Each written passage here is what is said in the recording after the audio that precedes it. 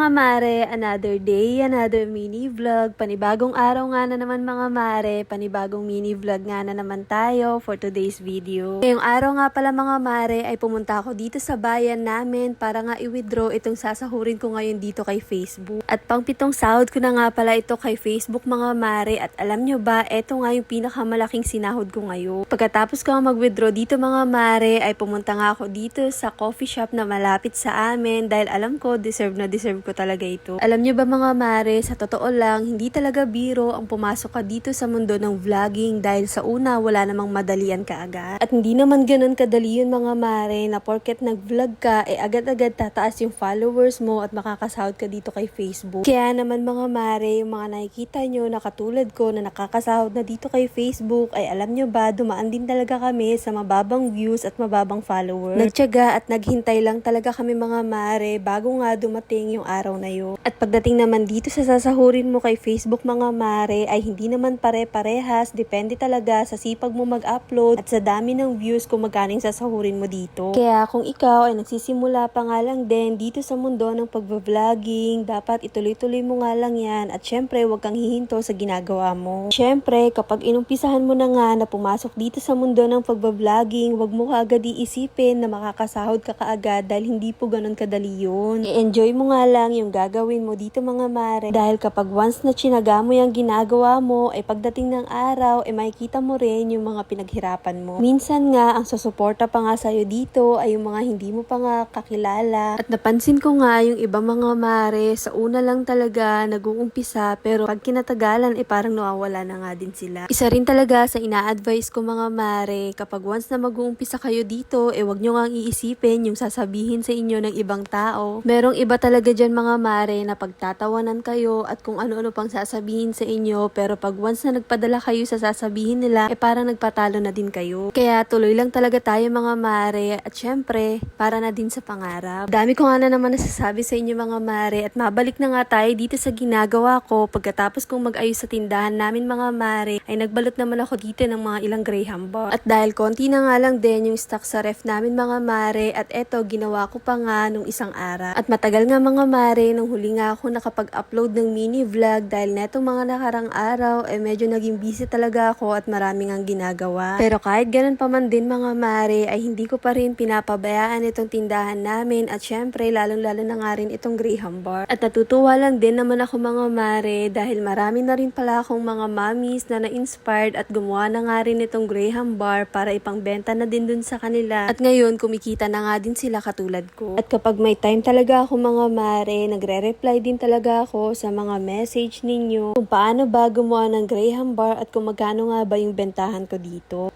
O siya, hanggang dito na lang muna mga mare. Ito!